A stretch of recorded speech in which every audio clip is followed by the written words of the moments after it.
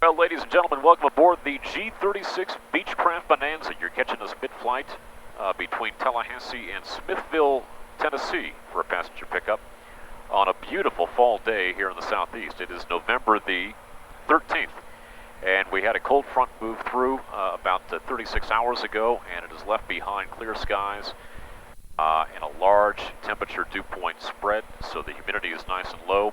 And the temperature is nice and cool. Matter of fact, in Smithville, the low was 19 degrees last night. I believe the low tonight will be 24. So it's a chilly day up in Smithville and a little warmer day in Tallahassee. We had a high of 58. And I believe the low overnight is going to be 41. So when we get back to Tallahassee, it'll be pretty chilly. But after a long, hot summer in the southeast, we will take this because that famous Florida humidity, common to even these parts of the southeast as well, is gone for the next 4 or 5 months at least. So we're all happy about that. Today's flight is taking us up to the town of Smithville, Tennessee, which is a little bit to the southeast of Nashville. We've got a passenger who I dropped off a few days ago, and we're going to pick him up again today. The flight time is about 2 hours and 10 minutes up and a little bit longer back, going back. We have about a 12 or 13 knot tailwind here at 6,000 feet. So we're really chugging along.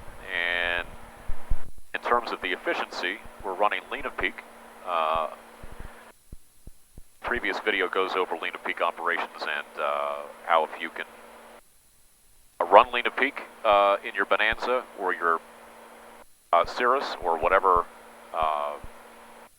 continental equipment. 1231, contact Atlanta Center, 128.72. Really good efficiency. So the G1000 1231, 2872. Good afternoon.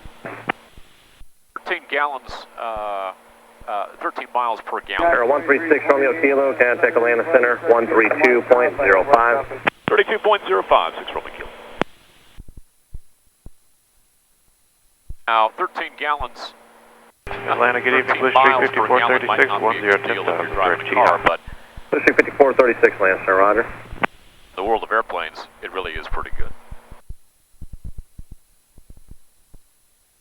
Atlanta Center, Bonanza 136 Romeo Kilo, level 6,000. Bonanza 136 Romeo Kilo, Atlanta Center, roger, 6,000, your Romeo, altimeter 3027. 27. Flew up here a couple of nights ago, and as we got north of Atlanta, the stars were absolutely brilliant. Obviously, the light pollution in the Atlanta area makes it difficult to stargaze, but we got, I would say, about 50 miles north of Atlanta, and it was quite a sight. So this is a terrific time of year to fly. I think most pilots would tell you that it's tough to beat fall flying.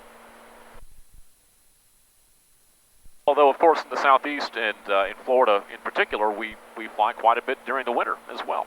And it's a luxury that pilots in the northeast and the Midwest just don't have. So I like wintertime flying as well. We're running lean of peak here, about 12.3 gallons per hour. Getting about 13 miles per gallon. A terrific efficiency. I topped off all the tanks before we left. And when you do that, you've got about 94 gallons usable, 120 gallons total. We've got 50 total in the mains and 20 each in the tip tanks. And as we fly and we burn some fuel off of one tank, I'll turn the tip tank on that wing on, and the fuel from the tip tank will then flow into the mains. You can fly this Bonanza, this 2015 G36 Bonanza, the lap of luxury, about 7.5 to 8 hours non-stop. I don't know why you would want to do that, but you can certainly do it. If you're the daring type and you've got a life raft on board and you want to attempt to fly to Central America from Tallahassee, Florida, I suppose you could do that. I wouldn't recommend it because I think there are a lot of hazards involved, but this airplane would go that distance. And it's perfect for a trip like this, a little 2.5 hour jaunt up to Tennessee and a return trip to Tallahassee. We don't even have to worry about topping off the tanks because I tankered up on some nice cheap Quincy to Juliet Niner avgas, which right now is $3.95 a gallon, which is really tough to beat. If you ever find Atlanta, good evening, Delta 8782, leveling 10,000. Delta 8782, Atlanta Center, climb and maintain 13,000 for the final. Your Atlanta altimeter 3027. Delta 8782, climb to 13,000, final. If you ever find yourself in Florida, North Florida, and Atlanta Center, flight shift 552, flight level 240. want to stop by... Flight shift 552, Atlanta Center, cross Buckhead at maintain 8,000. Your Peachtree altimeter 3027. 3027, cross Buckhead, 8,000, flight shift 552. Flight is 47 November Golf, connect Atlanta, approach 121.0. 210, 47 November Golf, good day.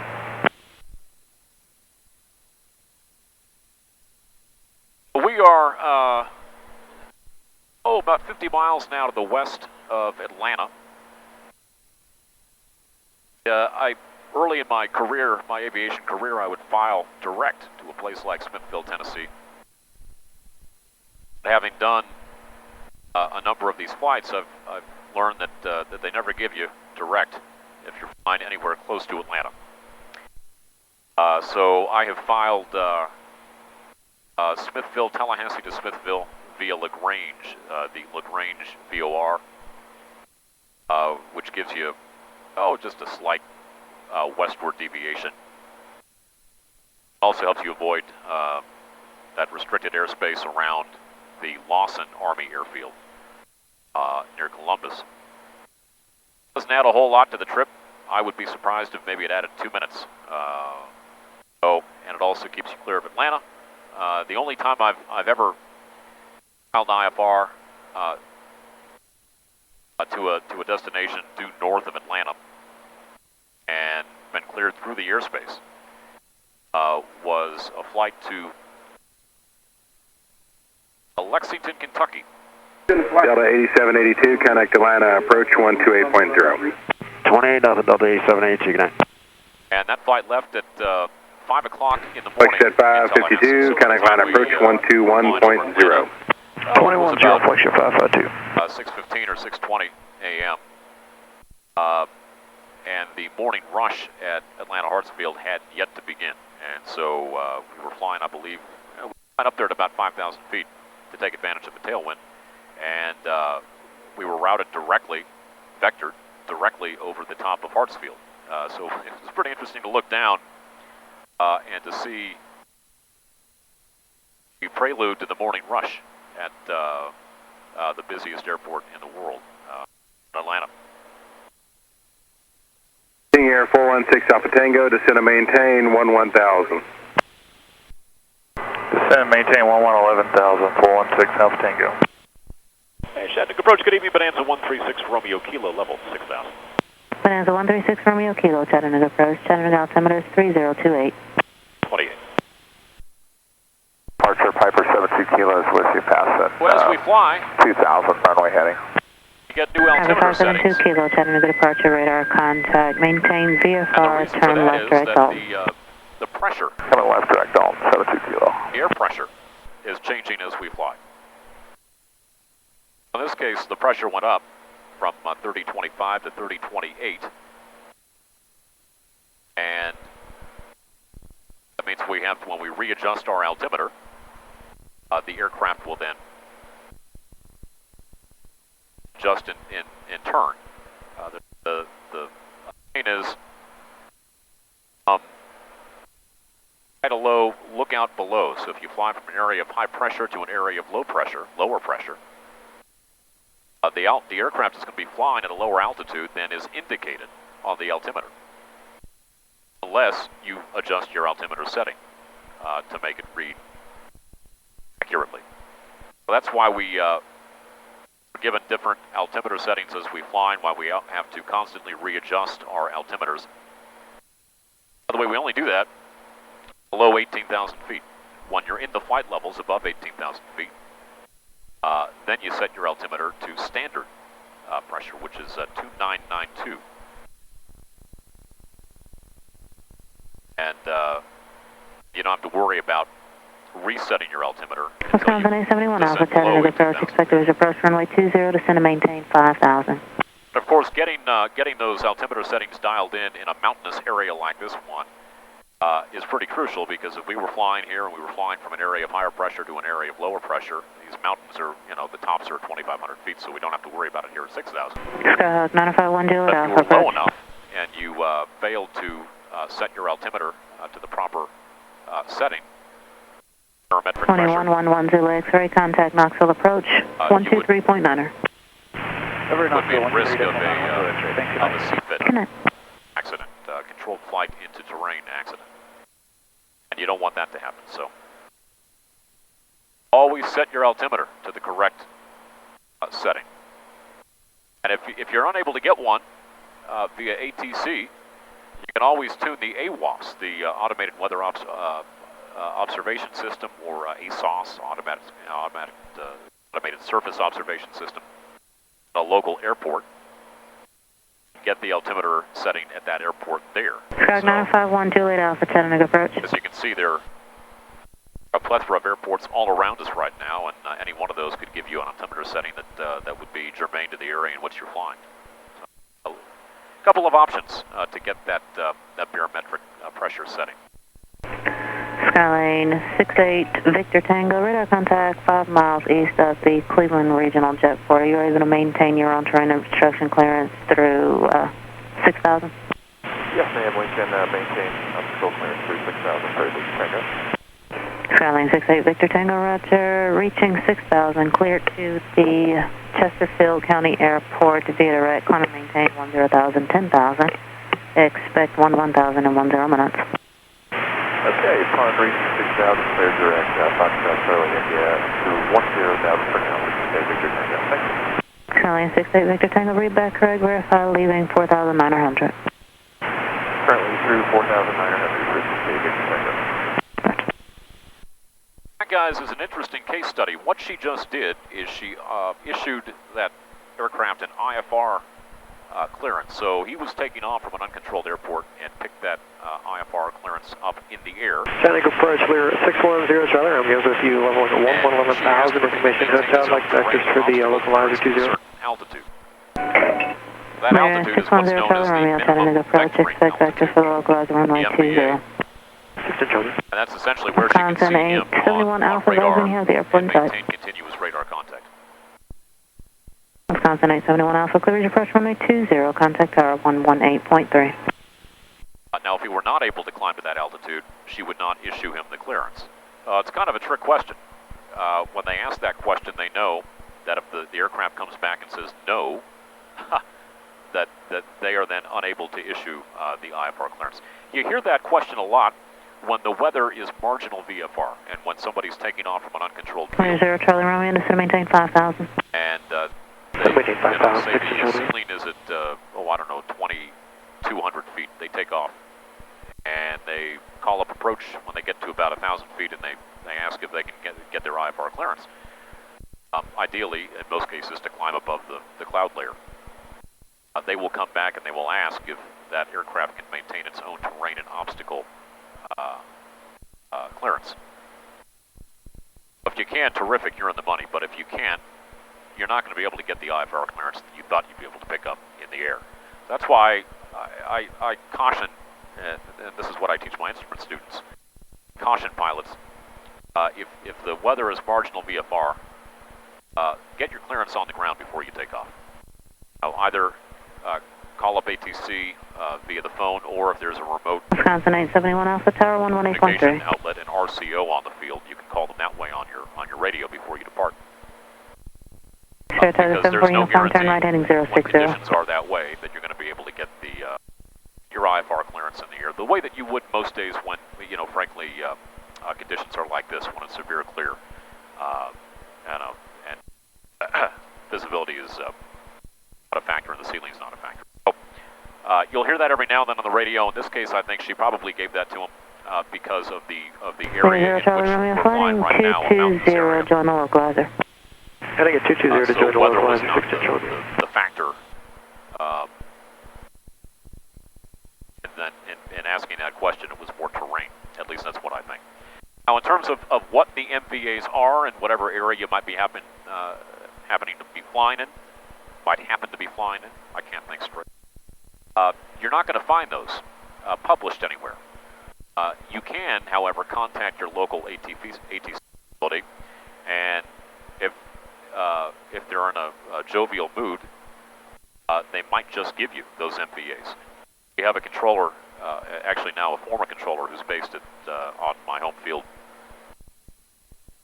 who was able to email us those charts, the MVA charts for the Tallahassee Class C airspace. And they really are interesting to look at. So in the area where my home field, Quincy, is, the MVA, I believe, is 2,100 feet. Quincy is at about 220 feet MSL. So you actually have to climb quite high in order for ATC to issue you a clearance. Now, again, if it's severe clear, they'll issue it to you as soon as you call them up. But if there's any doubt about those weather conditions not being anything but VFR, you're going to hear them ask you that question. So be prepared for that. November 136 Romeo Kilo, contact Memphis Center 128.15. 2815, 6 Romeo Kilo. November 642. 1,000 feet, Army 051. Thank you, sir. Memphis Center, good evening, Bonanza 136 Romeo Kilo, level 6,000. Number 136 Romeo Kilo, Memphis Center, Shelbyville altimeter 3023. 3023. Their altimeter change, 3023, so the barometric pressure has gone down. That's 2599. We readjust the altimeter to find the aircraft is 2599, Memphis Center, climb maintain flight level 230. It was only off by 2599. 30 or 40 feet. But it was off, so another case study there. Why it's important to always set your altimeter.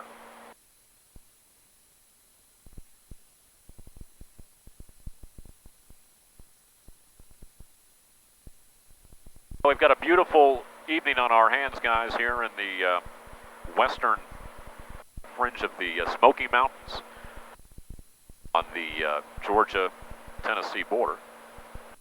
We're about 50 miles now from our destination of Smithville. Memphis Center, Coast Guard 2306, level 1, 10,000. Coast Guard 2306, Memphis Center, control altimeter 3025. It's about 3025, 2306. The right wing. Beautiful evening to be flying. November 136 Romeo Kilo, verify you have the weather and NOTAM to the Smithville Airport and say type of approach requesting. Yeah, we do have the weather and NOTAM. Smithville, we will take a visual approach. 6 Romeo Kilo. 6 Romeo Kilo, Red.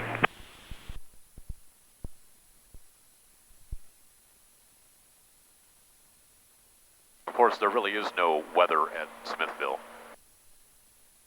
They're at a nearby airport. Delta 2599, contact Atlanta Center 132.05. It's going to have to be good enough. I'm sorry, say the frequency. Delta 2599, Atlanta Center 132.05, 3205. 3205, Delta 2599.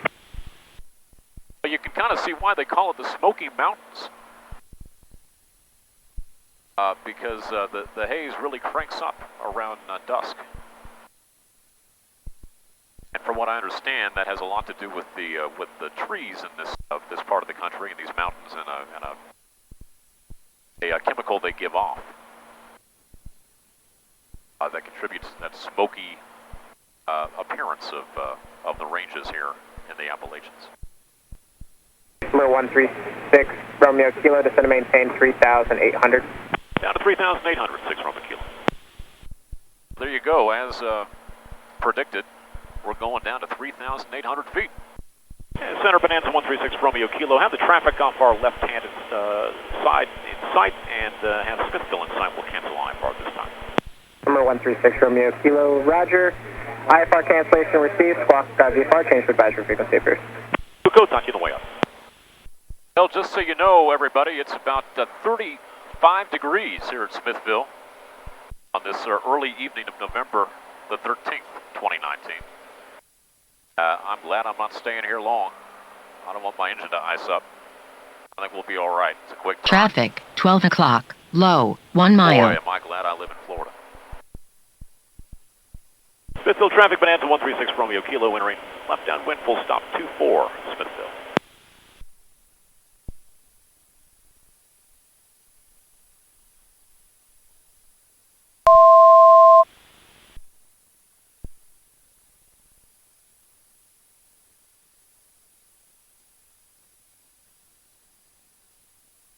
Smithville traffic from the 592 Mike Tango, 2.5 miles to the north inbound, VOR DME 18 approach. All right, gas undercarriage mixture and prop gump check is complete. And we're going to turn left base. Smithville traffic, Bonanza 136 Romeo Kilo, turning left base, full stop 24, Smithville.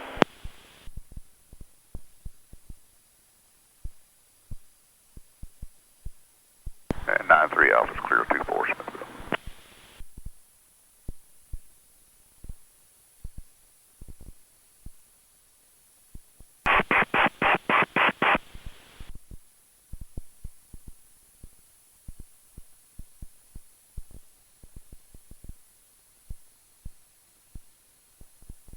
$500. And Smithville traffic, Bonanza 136 Romeo Kilo, turning final, full stop 24, Smithville.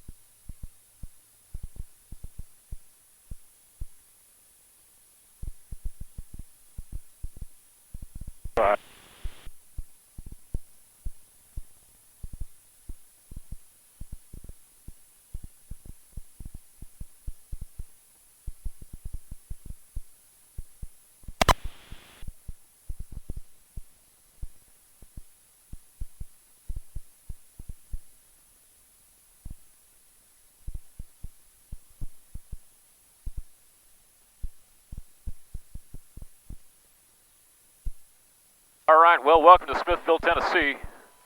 35 degrees. And I'm going to grab myself a cup of coffee, pick up my passenger, and get out of here. That's a beautiful place to be in the in the summertime, springtime, and the early fall.